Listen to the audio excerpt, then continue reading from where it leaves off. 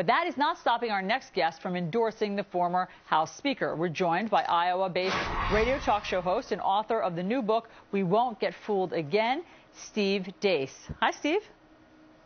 Allison, good morning. Happy New Year. You too. So you are endorsing Newt Gingrich, but it doesn't seem at the moment as though Iowa voters agree with you. He has obviously slipped to fourth place today in the latest poll. Do you think that this is all a result of the negative ads that have been launched against him, or has Gingrich made some real mistakes on the campaign trail?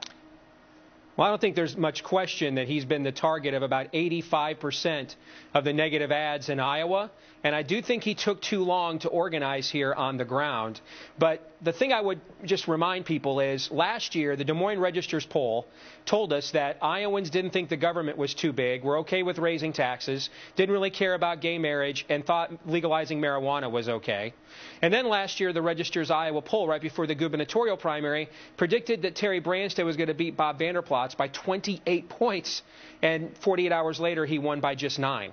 So I would caution everybody in paying attention to what the polls say. And instead, I think people ought to vote for who they think the best candidate is.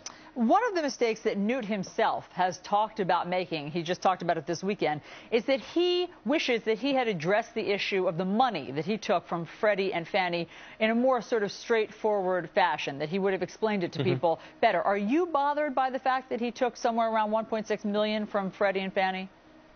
I'm not sure how most people could not be bothered by that, given the colossal failure of those organizations. But as someone who's had a chance to vet these candidates as closely as maybe anybody in the United States of America has the last couple of years, I found myself realizing that there are fatal flaws with every one of them that I could justify not voting for them because of those. So instead, I decided I'm going to make a decision based on whose ideas offer the most hope for my children and grandchildren. And I think there are two candidates that are offering those ideas. One of them is Ron Paul, but he has a foreign policy that is naive at best and reckless at worst. And then the other one is Newt Gingrich, who is addressing on the campaign trail what I think, and I mentioned this, there's an entire chapter in my book devoted to this issue, what has been the most glaring loss of the right in the last 50 years has been allowing the left to impose on us through the courts, so quote-unquote laws that would never, ever make it through the legislative or the ballot process. And until the right actually puts the judicial branch back in its proper context, I'm afraid that really a lot of the people we vote for in these elections don't really matter. The left gets what they want from the judges anyway. Steve, as you know, Newt Gingrich has said that he is putting much of his investment, meaning his campaign investment, in South Carolina. If he does not win Iowa, or if he comes in fourth in Iowa, and then he doesn't win New Hampshire, do you think he can still be the nominee?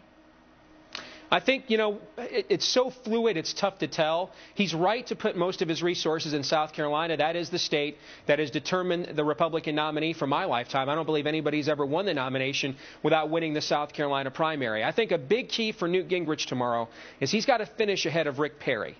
I think if he manages to slip behind Rick Perry, then I think that obviously hurts the momentum that he would like to have going into a pivotal state like South Carolina, where he's got the best organization and the best resources if he can have momentum going in there.